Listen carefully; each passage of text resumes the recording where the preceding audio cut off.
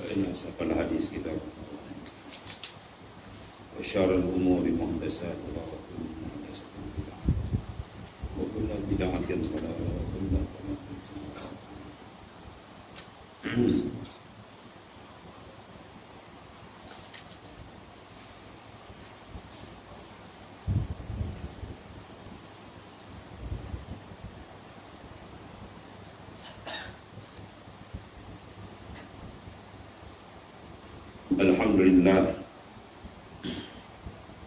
Alhamdulillah nahmaduhu wa nasta'inuhu wa nasta'dihi wa nastaghfiruh wa na'udzu billahi min shururi anfusina wa min sayyiati a'malina. May yahdihillahu fala mudilla lahu wa may yudlil fala hadiya lahu. Salatan wa salaman ala sayyidina wa habibina Muhammadin wa ala alihi wa man wala. Alhamdulillah, teman ini memanjatkan kesyukuran terhadap Allah Subhanahu wa Ta'ala yang dengan limpah kurnia-Nya dapat kita bersama-sama pada malam bahagia ini.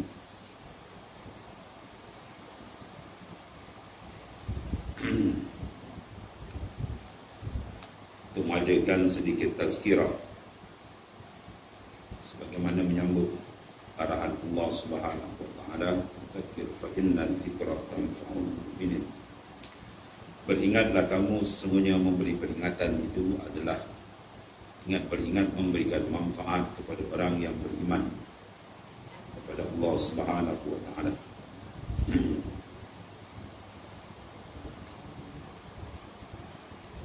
Dan pada malam ini insya-Allah pengisian tazkirah kita adalah kita ambil daripada bentuk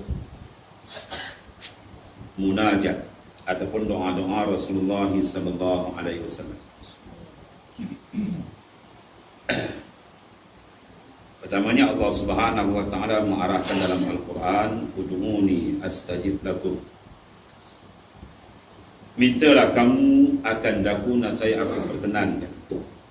Itu yang pertama. Dan Rasulullah SAW menyatakan doa silahul mu'min. Doa merupakan senjata orang yang beriman. Kalau majlis penamaan kita baca doa, di kuliah malam ni pun penamaan kita baca doa. Kita ambil doa Rasulullah SAW daripada hadis Nabi SAW. Di antara doa Rasulullah SAW yang diriwayatkan oleh Al-Hakim an Ibn Mas'ud radhiyallahu anhu, "Allahumma aslih dhata bainina wa alif baina qulubina wahdina subulas salam wa najjina minaz zulumati ilan nur wa jannibna al-fawahisha ma zahara minha wa ma batan. Allahumma barik lana fi asma'ina wa absarina wa qulubina wa azwajina wa dhurriyyatina wa tub 'alaina innaka antat tawwabur rahim waj'alna syakirina li ni'matika musnina biha qabilina laha wa atimmaha 'alaina." Maksudnya, ya Tuhanku, ya Allah, ya Tuhanku. Ini doa Rasulullah sallallahu alaihi wasallam. Elokkan perdamaian kami. Allahumma aslih dzata bainina. Ya Allah, perelokkanlah perdamaian hubungan kami umat Islam. Di sini satu perkara yang besar sehingga dicetuskan dalam doa Rasulullah SAW. Betapa besar ni Islam memandang supaya kita melakukan islah. Dan Islam merupakan agama yang cantik, yang bersih, yang tidak mau dan tidak suka pada kekerohan perbalahan, kekotoran keganasan, sebagaimana yang dilabelkan oleh musuh-musuh Islam yang tidak bertanggungjawab. Dengan mudah mereka melabelkan Islam ganas dan sumpah. Sebenarnya dalam Rasulullah menyatakan dalam hadis yang lain, "La tatamannau liqa'al adu." Kamu jangan bercadang-cadang nak bertemu dengan musuh. Bila lagi nak perang, Syekh? Bila lagi nak perang, tak tahan nak. Bila perang, dia cabut lagi dulu. Islam tidak. Tapi fa iza laqitumuhum fasbutu. Bila kamu dah bertemu dengan musuh, jangan lari. Nabi kata, bertembung jangan lari. Minta jangan. Itu kaedah dalam Islam. Islam agama yang cintakan perdamaian. Dalam doa ni Rasul minta Allahumma aslih zata bainina. Ya Allah, islahkanlah, perbaikilah hubungan kami sesama Islam. Sebab tu dia suruh kita ibsa'us salam, memberi salam, ziarah, zur ghibban tazdad hubba. Ziarahlah kamu jarang-jarang, itu menambahkan kemesraan. Ini di antara gambaran dalam Islam membentuk ukhuwah. Ada perkara yang sangat dituntut sebab dia membina kekuatan pada umat Islam. Dan kerja yang dilakukan oleh musuh ialah tafriq. Mereka memecah belahkan umat Islam. Dia pecah belah dari segi pahaman, pembawaan hidup, macam-macam. Sehingga Islam bila berpecah, maka mereka tidak ada kekuatan. Bila tidak kekuatan, di situ mereka mengambil kesempatan untuk menghancurkan umat Islam itu sendiri. Dan doanya Rasul minta Allahumma aslih dzata bainina. Ya Allah, islahkanlah, elokkanlah perdamaian kami, iaitu umat Islam. Wa alif baina qulubina, dan lembutkanlah hati kami. Sebab yang melembutkan hati ialah Allah Subhanahu Wa Taala. Sebab itu mengikut mazhab Taus, setengah daripada imam mazhab dan ahli ijtihad ialah Taus, ya, ulama besar. Dia mengatakan mewajibkan membaca doa ya muqallibal qulub tsabbit qalbi ala dinik qabla salam. Sebelum dia bersalam tu, dalam mazhab Taus dia mewajibkan. Ada pun dalam mazhab Syafi'i dan imam lain mensunatkan. Sampai dalam hadis-hadis, sebab Tuhan yang memegang tangkai hati manusia. Dia boleh pusing. Ada kala manusia itu rasa rajin, ada kala dia rasa malas, ada kala dia rasa minat, ada rasa sebalik, dan begitulah keadaan. Bab al-qalb la yusamma al-qalb illa bitaqallub. Hati ini tidak dinamakan hati, melainkan dia cepat berbalik. Sekejap begini, sekejap begini, kejap dia rajin, kejap dia malas, macam-macam. Oleh kerana itu kita minta kepada Allah Ta'ala supaya tasbit, mempertetapkan hati kita sentiasa, ya, maknanya dalam menurut perintah dan arahan. Maka di sini wa alif baina qulubina, dan perlembutkanlah hati-hati kami. Ini doa Rasulullah SAW. Wahdina subulas salam, dan tunjukkan kami akan jalan-jalan keselamatan, iaitu jalan Islam yang membawa kepada selamat. Bahawa Islam itu maknanya penyerahan diri. Aslama yuslimu islaman. Siapa saja yang mengaku di Islam, bermakna dia serah diri kepada Allah Ta'ala. Apa Tuhan kata, itulah dia. Dia tidak ada kata pilihan dua, tidak. Itu di antara doa dia. Wa najjina minaz zulumati ilan nur, dan lepaskan dan selamatkanlah kami minaz zulumat, daripada segala kegelapan, ilan nur, kepada cahaya. Kalau kita lihat daripada ibarat lapas ni, zulumat dengan lapas an-nur. An-nur didatangkan dengan sirah mufrad, lapas kata tunggal, nur. Ya, kalau jamak anwar. Zulmatun, satu kegelapan. Zulumat maknanya berbagai-bagai dan bermacam-macam bentuk kegelapan. Maka kegelapan dalam hidup manusia ni terlampau banyak. Kiri, kanan, depan, belakang, macam-macam jalan gelap ada. Jalan yang memerangkap manusia daripada jalan Allah Ta'ala. Adapun jalan yang sebenar di satu, sebab dibawa dengan satu, nur, satu. Itulah al-Islam, nurul Islam. Jadi maknanya Rasulullah minta agar kita terlepas daripada segala kegelapan-kegelapan dalam kehidupan. Kegelapan kejahilan, kegelapan maksiat, kegelapan kemungkaran, dan yang paling besar kegelapan kekufuran dengan Allah Subhanahu Wa Ta'ala. Ini doa Rasulullah SAW. Kepada nur, ay nurul iman. Wa jannibna al-fawahisha ma zahara minha wa ma batan. Dan jauhkan kami daripada kekejian zahir dan batin. Ya, minta kepada Ta'ala, dia Rasulullah minta. Apatah lagi kita, umat dia. Minta supaya kita dijauhkan, diselisihkan, dielakkan oleh Allah Subhanahu Wa Ta'ala daripada segala fawahish, ialah kekejian, maksiat, mungkar, sama ada dalam bentuk zahir ataupun dalam bentuk yang batin. Sebab maksiat dan mungkar ini merupakan benda yang menudung hati manusia, benda yang menggelapkan hati manusia. Pada hadis yang sahih yang lain Nabi sebut, seorang bila melakukan maksiat, dia bermakna satu nuktatun sauda, satu bintik hitam sudah ada dalam hati dia. Bila dia reka lagi 2, 3, akhirnya benda terjadi jadi ran, keras macam karat, maka sukar kita nak membersihkan. Lepas tu dalam Islam disuruh kita ni wajib bertaubat dan segera. Taubat satu kewajipan, tubu ilallah. Wajib kita melakukan pembersihan yang dinamakan taubat. Kemudian wajib segera. Kalau kita lewatkan taubat, dia akan ada risiko yang tinggi. Ya, risiko yang tinggi. Macam kita nak cabut sebatang pohon kayu yang tidak ada apa-apa manfaat dia. Sebatang mutan misalnya, buah rambutan jantan yang tak ada buah, duduk depan laman kita, maknanya tak selesa kita nak cabut. Yang ada besar lengan misalnya. Jadi kita tangguh nantilah dulu. Lama setahun, pokok makin besar. Ya. Akar dia makin kuat. Kita pula makin tua. Akhirnya takut pokok tu tak tercabut. Itulah makna mungkar maksiat. Bila kita nanti, lama-lama dia jadi sedap, jadi kuat. Dia lagi sedap dalam hati kita. Akhirnya takut tak tercabut. Ya, ini satu benda yang amat besar yang diminta oleh Rasulullah SAW supaya kita dipelihara, dijauhkan daripada segala bentuk kekotoran, kekejian, ya, fawahish, sama ada ma zahar minha wa ma batan, sama ada yang zahir ataupun juga yang batin. Itu di antara yang dinyatakan oleh Rasulullah SAW. Sebab resiko dosa ni besar. Betul, ulama menyebut inna thiqala dzunub tamna'u ila masyi ila ta'atillah. Sungguhnya keberatan dosa ni, dia akan membawa padah dia, risiko dia, kita rasa berat untuk mengerjakan ibadat atau kaedah. Ya. Bila kita nak qiyam rasa berat, kita nak baca Quran rasa berat, padahal kita nak ni, kita tahu kelebihan dia banyak dan sebagainya, dan ia adalah benda yang disuruh oleh Allah dan Rasul. Kebajikan itu, kebajikan ini, segala khairat. Tapi bila kita nak buat, dia rasa berat. Dia rasa berat sehingga tak terdaya kita nak buat. Apa silap? Ini di antara. Di antara dia ialah thiqalaz dzunub.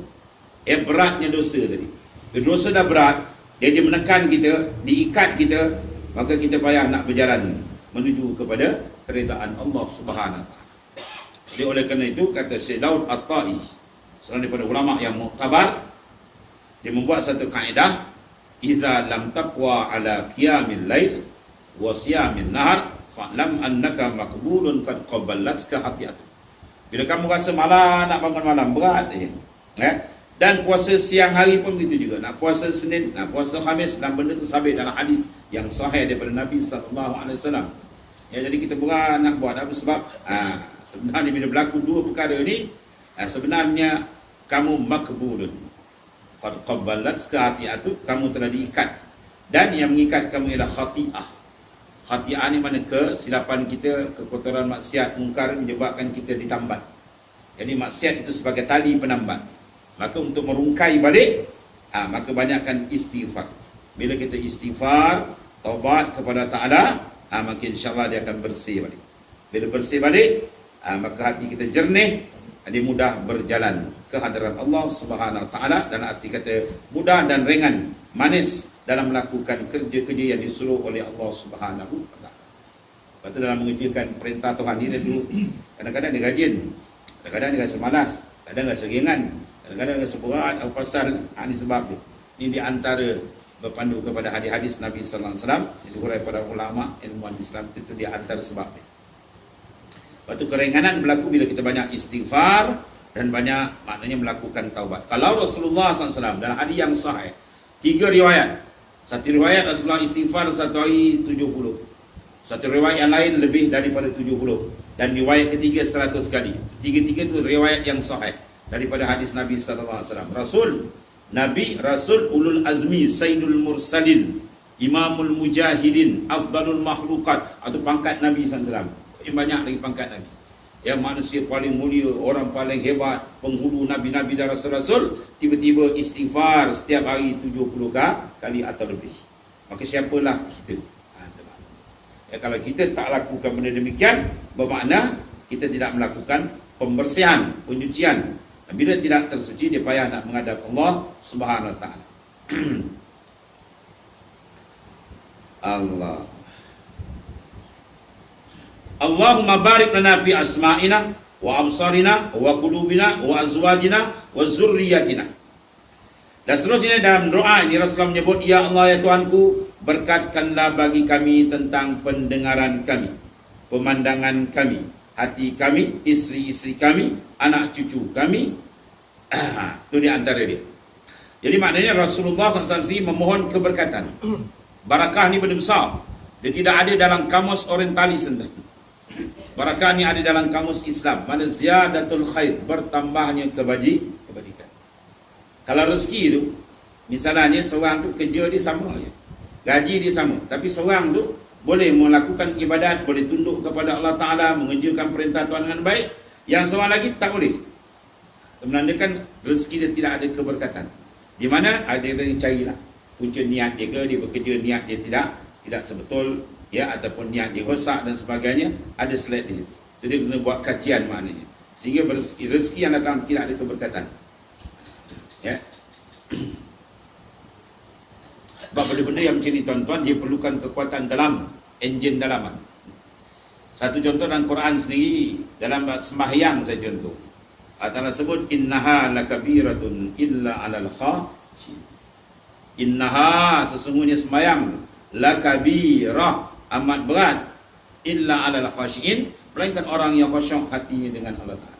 Maknanya dalam. Bila dalam di enjin dia baik, dia mudah jalan. Satu kenderaan kita jaga, di enjin minyak kita apa? Kita servis betul, semua betul. Ya, kita start sekali, senang jalan. Kan? Kalau kenderaan yang kita tak jaga, kadang-kadang start 5 kali tak hidup lagi. Siap kena tolak lagi. Lepas tu minyak hitam pula tak ganti setengah tahun. Ya, kita tengok dah hitam, dah macam longkang nyahir kotor tuan. Enjin pun tak sedap bunyi. Jalan pun dah jadi rumit, tak selesa, tak lancar. Perjalanan kadang-kadang tersenggut. Dia punya apa tuan, kadang-kadang dia punya pelak kotor dan sebagainya. Itulah jiwa manusia. Bila dicuci selalu, dibersih selalu, dia akan cantik, dia berjalan lancar. Dia mengerjakan perintah Allah Ta'ala ni rasa ringan saja, sedap saja. Walaupun dipandang oleh orang lain berat. Orang kata, ish, dia buat kerja ni berat sungguh. Cabaran dia tinggi. Kena ugut begini. Bagi dia ringan. Sebab apa? Dia ada kekuatan dalaman. Ya, dalaman tu adalah satu perkara yang amat penting. Enjin, ya, dalam kenderaan dia ada 2 unsur, luaran dan dalaman. Body, ya, dan juga enjin dia. Dua-dua tu kena selesai betul. Barulah perjalanan tu akan jadi baik. Begitulah insan. 2, luaran dan dalaman dia bila cantik, maka dia akan jalan lurus, ya, jalan yang mustaqim, yang lurus pada jalan Allah Subhanahu wa Ta'ala. Ya, Rasulullah minta di sini supaya amanah Allah Ta'ala tadi. Pendengaran kita, ya, penglihatan kita, semua tu kata Rasulullah SAW dalam doa ni supaya dapat berkat. Dalam arti kata lain, pandangan yang kita lakukan, pendengaran yang kita maknanya gunakan, kaki yang kita melangkah di mana saja, malaikat yang kanan menulis, bukan malaikat yang sebelah kiri. Itu dalam arti kata lain, malaikat kanan jati. Ya. Dan juga diminta oleh Nabi dalam hadis ini, berikan akan anak cucu, keturunan anak isteri kita dan cucu kita semua ni dalam keadaan diberi keberkatan oleh Allah SWT. Ini benda penting dalam rumah tangga. Ya. Bila rumah tangga itu diberi keberkatan oleh Allah SWT, Masya Allah, tenang, anak-anak muda dia mengikut. Kita pun gengah dia menurut perintah Allah SWT. Berbanding yang sebalik, kadang luar tak selesai, dalam rumah pun kita pening balik.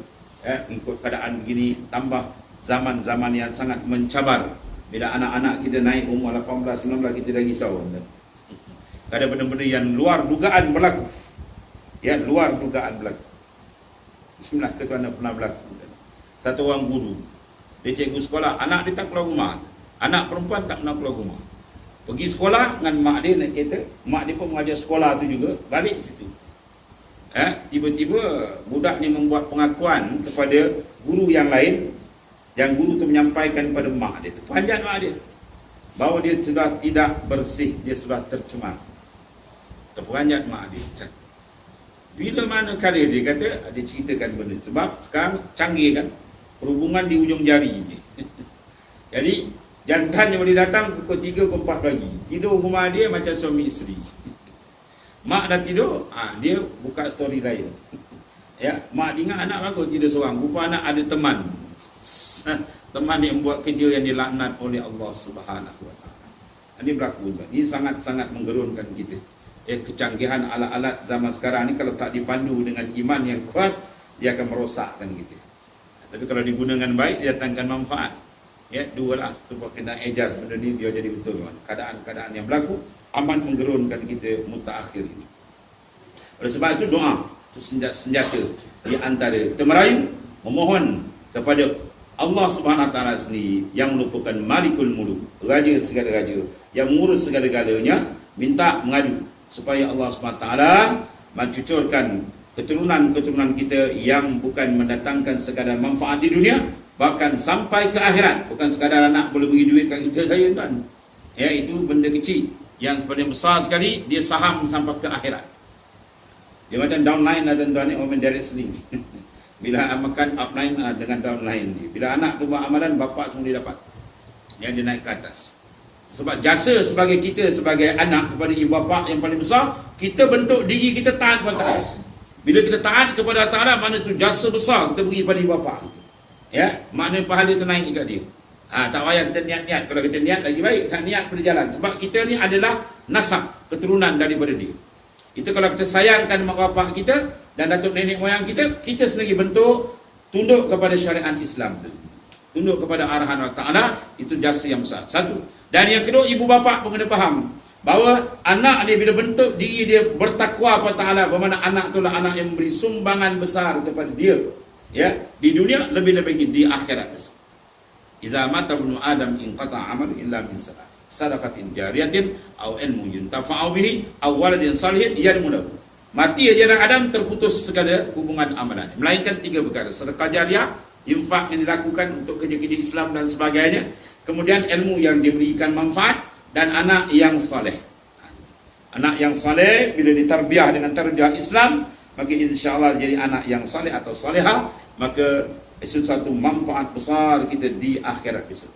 Sebab tu Nabi suruh, tanah sadu tanah kahu fa inni mubahin bikumul umam. Bernikahlah kamu sebab aku berseronok dan berbangga dengan banyaknya umatku di akhirat. Jadi kita bernikah dengan tujuan nak dapat zuriat yang tunduk kepada Allah Subhanahu Wa Taala. Kalau tak ada zuriat yang tunduk, bisa jadi zuriat banyak zuriat yang deraka, mengotorkan muka bumi Allah Ta'ala dengan fasyak dan mungkar.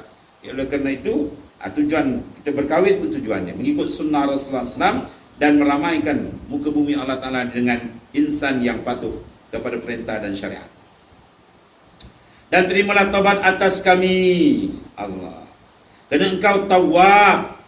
Iaitu pada hadis lain, kalau seorang dia bertaubat, tuan-tuan, satu dosa tu 70 kali dosa yang sama, Tuhan terima lagi. Itu pada benda tawab. Kalau taib, mana yang menerima taubat. Dia digunakan dan dalam bahasa Arab dia lain, tuan-tuan. Dia kaedah barat, ziyadatul bina' tadullu ala ziyadatil makna. Pertama binyatul kalimah tu, dia satu huruf ditambah dua je, ada lain makna. Makna dia lebih kuat. Taib yang menerima taubat. Kalau tawab, mana yang lampau menerima taubat. Itu maksudnya. Yang cukup-cukup menerima taubat. Itu di mana at-tawwab. Maka Allah Ta'ala Tawwabur Rahim, yang maha menerima taubat. Sebab cerita satu Bani Israel, tuan-tuan, perempuan zaniah, perempuan pelacur. Disebut dalam kitab Al-Imam As-Suyuti. Perempuan pelacur.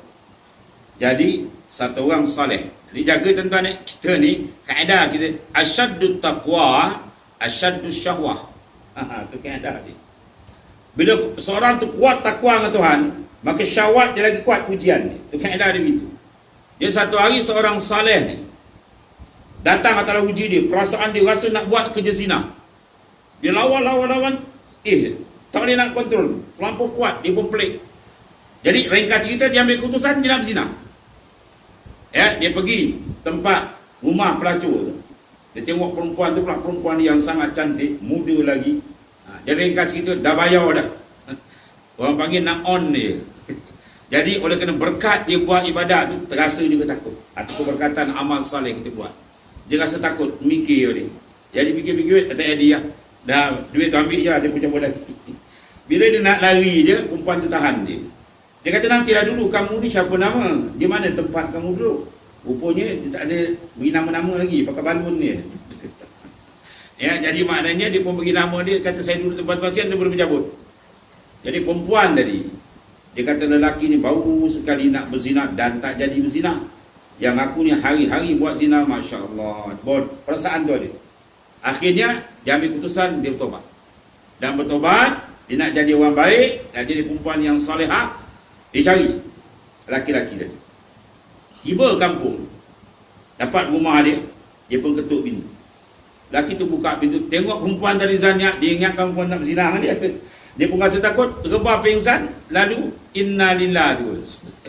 Mati, habis. Qalu innalillah. Habis tamat satu cerita. Dahsyat betul perempuan, sampai mati kawan.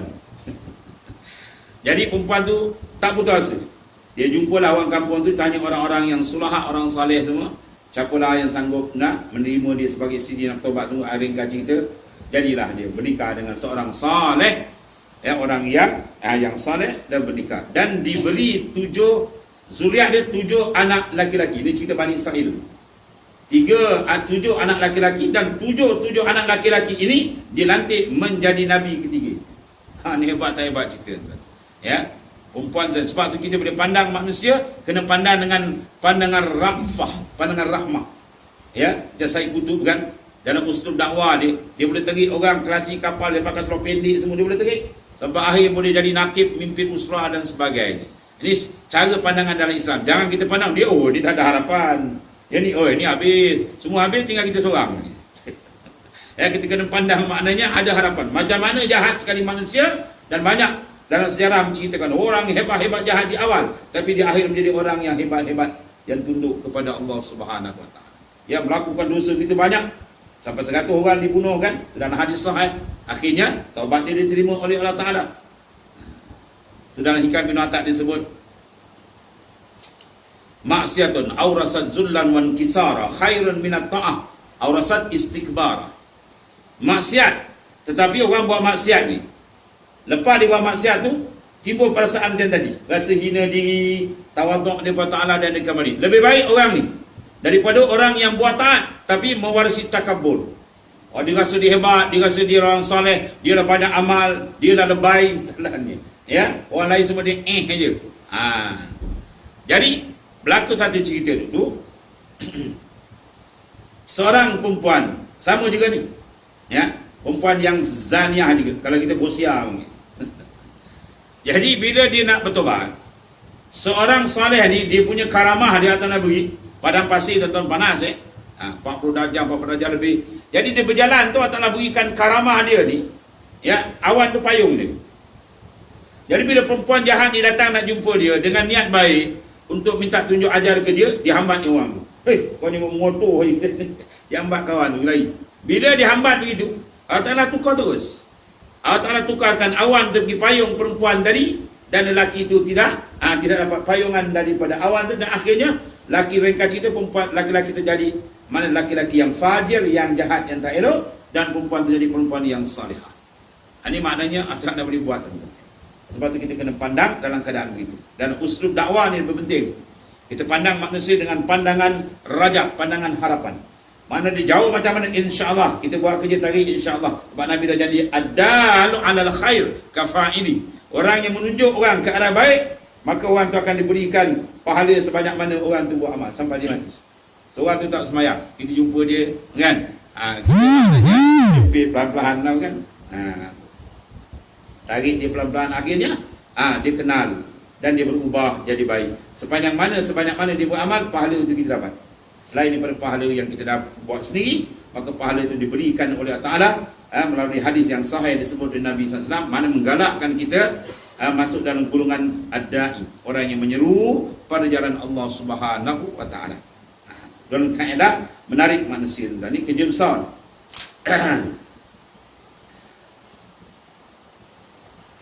Artinya engkau sangat menerima taubat lagi kasih sayang, dan dijadikan kami syukur berterima kasih bagi nikmat engkau. Ini doa, waj'alna syakirina li ni'matika musnina biha. Lagi pula memuji kami sekalian dengan dia. Syukur satu perkara yang wajib diizharkan. Kita melahirkan kesyukuran terutama di atas nikmat yang besar, iman dan Islam yang dikurniakan oleh Allah SWT. Dan kamu sempurnakanlah nikmat kamu, nikmat engkau ke atas kami. Wa atimmaha alaina. Dan semua nikmat kita minta Allah SWT berikan kepada. Ini adalah doa Rasulullah sallallahu alaihi wasallam.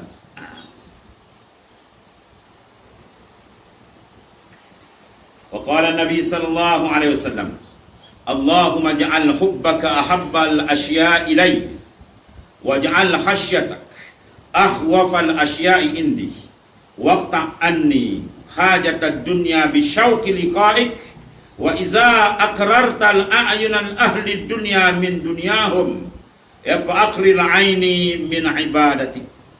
Rawahu Abu Naim.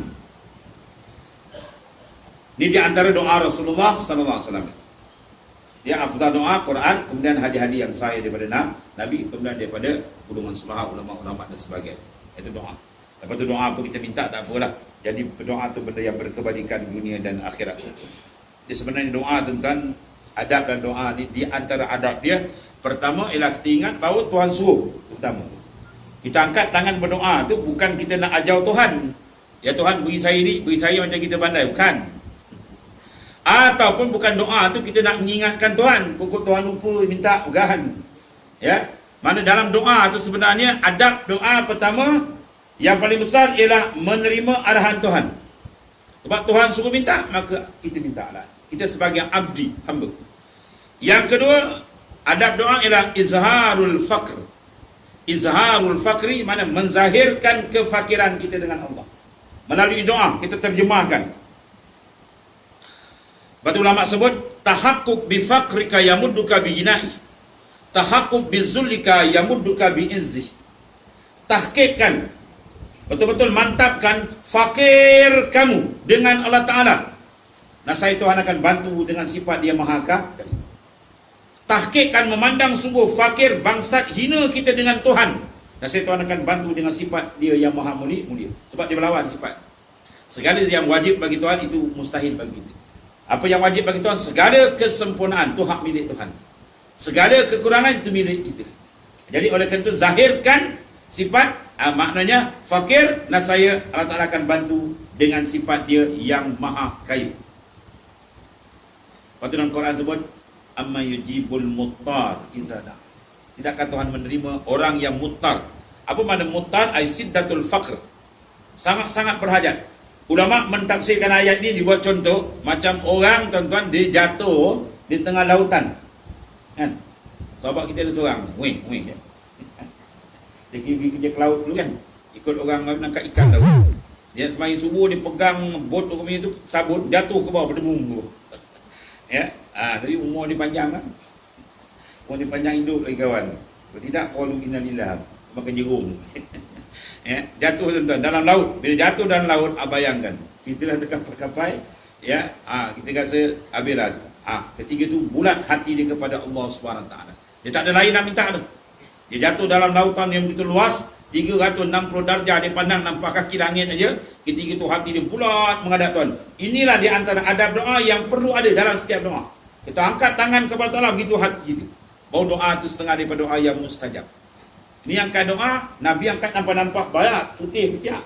Kita doa tangan tak ada ni. Amin, amin. Dia nak mampus tu. Kita kata dia lebay, tak payah berdoa baik. Buat menyemak berdoa. Tangan tak jenak, amin. Macam nak mati pun. Nak minta dengan Malikul Muluk, raja segala raja, minta macam tu je. Tak payah dah. Tu memang doa mardud. Doa tu ditolak oleh sebab syarat tak ada. Ya, tidak antara syarat dia tak ada. Izhalu faqir. Kita tuan-tuan kalau datang rumah, kan? Orang Rohingya ke ataupun orang Myanmar kan, dia datang rumah kita dia bawa tongkat, selipar pun tak pakai. Jalan terketawa, assalamualaikum. Maka kalau kita nampak macam tu, buka rumah kita, ajak dia masuk. Ya? Ajak dia masuk, bagilah apa yang kita nak bagi kat dia. Kan? Kalau kita tanya dia, tuan datang ni minta apa? Orang tu otak dia tak bersihat. Orang dah izhar, dah izharkan fakir, sipal tak pakai, baju koyak, bawa tongkat jalan tu huyung hayam, kita pergi tanya lagi, tuan nak apa? Ni orang tak bersihat panggil kan. Mungkin dia sekolah jahat tu. Sebab apa? Dia izharkan fakir dia. Bermakna kita tak payah tanya, bagi-bagi je lah. Seikhlas yang kita nak. Kita pernah buat tu dulu tuan-tuan. Di rumah sini masa kita mengaji pondok, ada seorang Rohingya datang, orang tua perempuan, tu huyung hayam. Kita ajak dia naik rumah. Dia ajak naik rumah. Dan ajak naik rumah, kita bentangkan saprah. Bentang saprah, Kita keluarkan ayam goreng, ayam semua, nasi, lauk kita makan, kita bagi, jamu macam tetamu. Dia lepas makan tu, dia berdoa dekat setengah jam. Dia angkat tangan dia, dia menangis mencurah-curah air mata ni. Biasanya mungkin orang bagi kat pintu kan, ambil lah RM10, RM20 lagi. Ini kita layan tetamu, kita nak tengok perasaan dia. Duduk, dia pun nak duduk kekok. Ni agak orang nak buat apa? Dah bentangkan safra dia, kita layan dia macam tetamu. Bagi makan dia apa yang sedap-sedap, apa semua ada, kita keluar bagi makan. Lepas tu dia berdoa, ya Allah, mencurah-curah air mata dia. Itu maknanya apa? Bila kita zahirkan fakir dengan ta'ala, itu syarat pertama doa mustajab. Ya. Dan doa ni kita perlu tentang, sebab kita ni habis, kita panggil dah peringkat paling bawah untuk kita gunakan doa ni untuk sahabat-sahabat kita di Afghanistan, sahabat-sahabat kita di apa? Di Palestin dan seumpamanya. Ya, di Gaza, di di Mesir, di Syria, dan segala pelosok dunia yang menghadapi mana masalah yang kita bantu selain berdoa, maka gunakan doa yang betul-betul mustajab. Ya, dengan cara betul-betul bangun malam, keadaan kita merayu kepada Allah supaya mereka ni diangkatkan daripada musibah dan sebagainya, supaya diberikan kemenangan ringkas. Itu di antara guna doa tuan. Izharul faqri, menzahirkan kefakiran.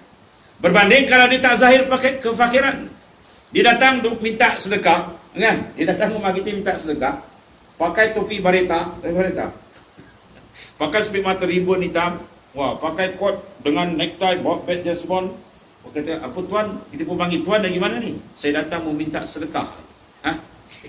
Kita tengok dia pun, ya betul-betul. Bukan, dia datang macam pegawai, tiba-tiba datang minta sedekah. Bermakna dia tak zahirkan sifat dia. Ya, sifat fakir dia sebenar. Jadi untuk itu maknanya, setengah daripada doa itu mustajab, ialah kita menzahirkan kefakiran dengan Allah Ta'ala. Izharul fakri. Itu ada dalam doa, itu adab doa. Kemudian lepas kita minta doa, adab dia serah. Fil waqtil ladzi yurid, la fil waqtil ladzi turid. Pada waktu yang Tuhan kendak, bukan waktu yang kita kendak. Tuhan nak bagi itu dalam hadis ada 3-4 cara. Ada kala Tuhan beri benda yang kita minta dan waktu yang kita nak, ada kala ditukar benda lain, ada kala diubah masa lain, mengikut maslahah yang ada dalam ilmu Allah SWT. Ada kala ditakhir di akhirat. Yang penting bagi kita doa dengan syarat serah ke Tuhan. Ya, Tuhan nak pergi macam mana, dia lebih maha mengetahui. Itu adab dalam berdoa tuan. Dan tapi satu yang paling besar sekali adalah adab doa ialah aklul halal, makan yang halal. Pada hadis sahih disebut seorang yang musafir jalan yang jauh, itu dalam hadis sahih. Ya, jadi rambut dia as-as aghbar, rambut dia mengebang, rambut tak terurus, dengan pakaian berdebu, tiba-tiba doa. Ya, maka Nabi menyatakan, ya, mat'amuhu haram wa mashrabuhu haram wa malbasuhu haram fa aina ma yustajabu lahu. Macam mana Tuhan nak mustajabkan doa sedangkan makanan, minuman, pakaian dia dari benda-benda yang haram. Mungkin dia curi orang punya, dizalim orang, tiba-tiba dia susah, dan kadang kita ingat dia susah. Sian kita rupanya sebelum ni dia penyangap besar. Dia diangkat doa ketika dalam keadaan pada badan makanan dia benda yang tidak suci, maka Allah menolak akan segala permohonan. Walaupun Allah Maha Pengampun, Maha Penyayang, Maha Pemberi, tapi bila kita langgar syarat dia, maka doa kita tidak dimustajabkan oleh Allah SWT. Maka di antara doa, hadis yang kedua di sini, Rasulullah berdoa, Allahumma ja'al hubbak, ya Allah, ya Tuhanku, jadikan hendak kau jadikan kasihku kepada engkau, kepada Ta'ala, ahabba asya ilai, mana benda yang paling kasih. Sebab kasih ni sini ulama bagikan dua, satu kasih yang mukhayyad, satu lagi kasih yang mutlak. Ya, kasih yang mutlak satu je, kasih kepada Allah Subhanahu Wa Taala. Ni tak ada kait dengan apa-apa. Ada pun kasih yang lain berkait, muqayyad, dikait. Kasih pada Rasul, sebab Rasul adalah orang yang memimpin kita jalan kepada Allah Ta'ala. Kasih pada ulama, sebab ulama itu memimpin kita mengikut jalan Allah dan Rasul. Kasih ibu bapa, sebab ibu bapa kita tu tarbiyah kita, jaga kita dan sebagainya. Kasih pada guru dan sebagainya lah. Mana kasih yang dikait. Ada pun kasih yang paling besar, kasih yang agung, adalah cinta kepada Allah Subhanahu Wa Taala. Dan ini yang diminta oleh Rasulullah SAW, diselitkan dalam hati kita. Ya, Rasulullah minta tuan-tuan, Allahumma ja'al hubbak, ya Allah, jadikan kasih kepada engkau ni paling kasih daripada segala perkara. Dan ini merupakan salah satu daripada suntikan kemanisan iman. Salasun man kunna fihi wajada halawatal iman an takuna Allah wa rasuluhu ahabba ilaihi mimma siwa. Al-Hadisah. 3 perkara Nabi SAW sebut, siapa ada benda ni dia akan dapat manis iman. Dia manis iman ni penting tuan-tuan. Sebab bila kita makan satu benda, ya, dia tak ada manis ataupun tak ada lazat dia, maka mungkin kita nak makan, kalau makan tak selera dan satu pinggan tak habis, kan? Sebab orang buka kedai, dia punya rukun pertama sedap. Kan, restoran rukun pertama dia sedap. Kalau kedai tu sedap, makanan cita rasa sedap, buka ujung kampung mana pun orang pergi. Kalau di Melaka satu kedai memang sedap tu dimakan, dia dah ada perubahan tempat, dia terpaksa ubah kedai tu, bawa dalam hutan jauh dalam kampung. Jabat orang pergi cari makan. Sebab apa? Dia nakkan sedap. Begitulah antara kita dengan Tuhan. Dia panggil zauq, sedap, kesedapan. Itu diminta oleh Rasulullah SAW. Halawah, kemanisan iman. Bila benda ni manis, sedap, lazat, nah, kita makan kadang tak puasan, 3 pinggan ni makan. Begitulah ibadat, kerja dengan Tuhan. Bila Tuhan cempakkan satu kemanisan, insya-Allah apa saja pun dia akan buat. Sebab tu kita tengok kemanisan ini berjaya diterjemahkan oleh para sahabat, anak didik Rasulullah SAW. Kemanisan iman dia dapat. Ya, banyak cerita yang kita dengarkan daripada hadis-hadis yang sahih. Seorang sahabat Ali nak makan buat taman, tengok seruan jihad, dia buang, aku tak nak, taman ni mengganggu aku, kata. Kan? Itu dia. Yang ada seorang tu baru berkahwin, belum sempat mandi hadas lagi, dah terjun ambil capai saya, pergi masuk dalam medan jihad. Sebab apa? Rindu untuk bertemu dengan Ini dia kata ahabba asya ilayya. Ini doa Rasulullah sallallahu alaihi wasallam. Ini letak kerja Islam belakang. Nantilah dulu dah siap-siap kerja lain. Ini kurang sihat sikit, kurang adab. Kalau bahasa halus panggil biadab. Kerja lain dah selesai, kerja dengan Allah letak belakang tu. Ini berat tuan-tuan. Kemudian minta Jannatul Firdaus. Tinggi kan. Ya, makna jalan tu tak berapa kena lah. Barabi antan anda yang kata tarjun najata wa lam tasluk masalikah innas safinata la tajri an liyabasi. Kau mengharapkan kelepasan tapi kau tak ikut jalan, perahu tak jalan, tak darat gitu. Kita nakkan benda besar tapi tak ikut jalan. Untung nak 1 juta, modal 5,000. Mana ada. Nak untung 1 juta, modal 5,000 tak jadi. Ya, kalau nak 1 juta kongkong modal mau 3-4 juta misalnya dia. Balik modal besar baru boleh harap untung besar. Pengorbanan besar, kita harap benda besar Tuhan akan bagi di akhirat, kata makna. Ini di antara benda besar yang diminta oleh Nabi. Waj'al khasyatak akhwafal asya indi. Dan minta antara tanamkan perasaan gerun yang sangat kuat terhadap Allah SWT. Mana dia takut pada Tuhan lebih daripada yang lain, cinta pada Allah lebih daripada yang lain. Kemudian waqta anni hajatad dunya bisyauqi liqa'ik. Dan putuskan ya Allah segala hajat dunia ku dengan sebab syauq, kemanisan rindu nak berjumpa dengan engkau. Ini banyak diterjemahkan oleh para sahabat radhiyallahu anhum ajma'in. Dia sanggup mengorbankan apa saja demi sebab nak bertemu dengan Allah Ta'ala. Dalam surah Kafir disebutkan wa man kana yarju liqa rabbi falyamal amalan salihan wa la yusyrik bi ibadati rabbih ahad. Siapa nak bertemu dengan Tuhan, sila dia mengerjakan amal yang soleh. Ini telah diterjemahkan oleh anak didik Rasulullah sallallahu alaihi wasallam. Pengorbanan ni masya-Allah tuan-tuan ni. Kita tengok Sayyidina Abu Bakar korban habis kan. Bila Rasulullah gambarkan Tabuk, perjalanan lebih kurang 600 km. Lebih kurang kalau kita Kelantan sampai Johor. Ya. Dulu pula jalan padang pasir. Allah. Ini dahsyat ni. Kalau kita buka dalam bab taubat dan Riyadhus Salihin tuan-tuan, ada satu cerita dalam hadis sahih tu. Allah Ta'ala menyambut taubat hamba ni lebih gembira daripada seorang yang hilang dia punya bekalan. Padang pasir, seorang ni mengembara. Jadi atas belakang unta ataupun kuda dia dengan makanan, minuman semua cukup lengkap. Tiba-tiba dia rasa penat, dia pun bersandar dalam sebatang pokok. Tiba-tiba dia sadar tengok kuda dia tak ada. Dia pun cari keliling-keliling, dah habis dah, dia rasa dia akan mati lah. Dan dia kata kalau mati, biarlah dia mati kat pokok tu. Maksudnya mudah, orang kalau cari pun mudah jumpa maknanya.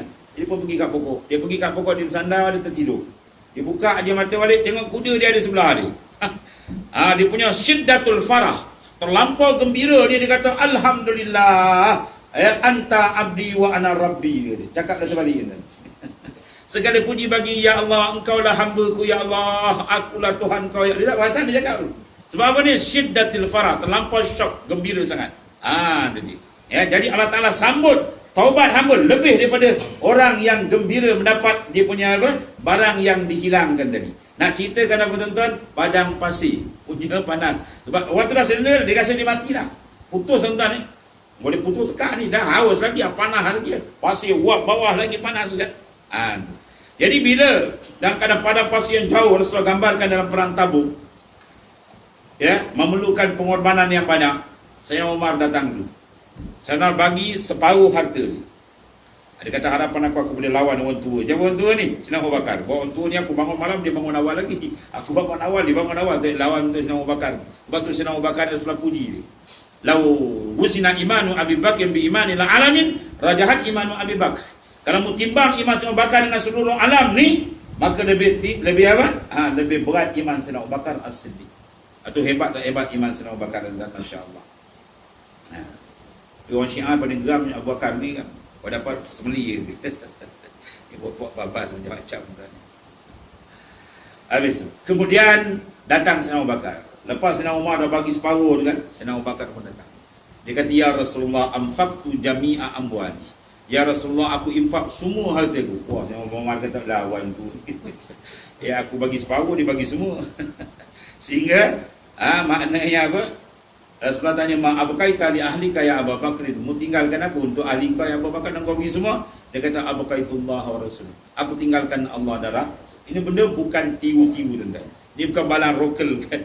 Ini semua keluar daripada dalam ni yang Rasulullah minta. Kasih ke Tuhan tu, Hindu dia akan terjemah. Penterjemahan dia pemberian, sumbangan, jihad di perjalanan Allah Subhanahu wa taala. Sebab tu orang bila kasih tuan-tuan, dia beri pertama akan benda yang termolek, benda yang paling baik, banyak. Kan, kita kalau beri hadiah pada kekasih, tidur pun nampak dia kan. Dia kalau beri hadiah tu bungkus tadi, dah paling cantik pun dia rasa macam tak sempurna. Tapi kalau kawan biasa dia balut-balut dia dah ambil ini boleh baik gitu. Kan, tu mana? Kasih, penterjemahan. Jadi kita dengan Allah Ta'ala lebih pada tu. Maknanya, ini doa yang diminta Allah Ta'ala supaya Allah Ta'ala tanamkan kasih yang kuat kepada Allah Ta'ala mengatasi segala kasih yang lain. Dan Allah Ta'ala tanamkan perasaan gerun kepada Allah lebih daripada yang lain, sehingga kita boleh mengorbankan kepentingan dunia untuk semata-mata mengharapkan liqa, pertemuan dengan Allah Subhanahu wa taala.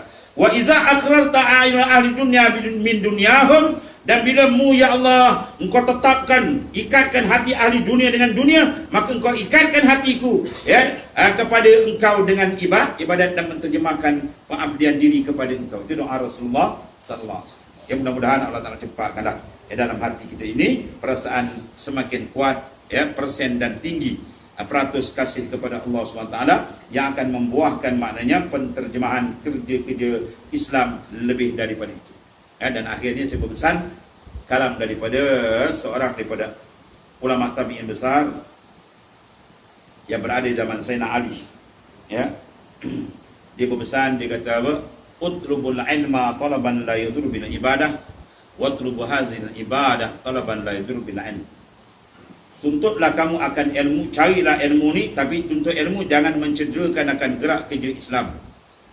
Dan buatlah kamu gerak kerja Islam ibadat yang tidak mencederakan ilmu. Dia dua-dua naik sekali. Ada orang biasa dia cari ilmu, mana ada buat kerja Islam. Ada orang pula buat kerja Islam kan, mengaji pas mayang betul. Ada tak mau, dua-dua tak mau. Dia nak dua-dua cantik. Ilmu pun cantik, kerja Islam pun sama naik. Dan itulah yang diajar oleh baginda sallallahu alaihi wasallam. Aku lu qawli hadzal astagfirullahalazim. Assalamualaikum warahmatullahi wabarakatuh. Bismillahirrahmanirrahim. Sayyidina Maulana. Salam.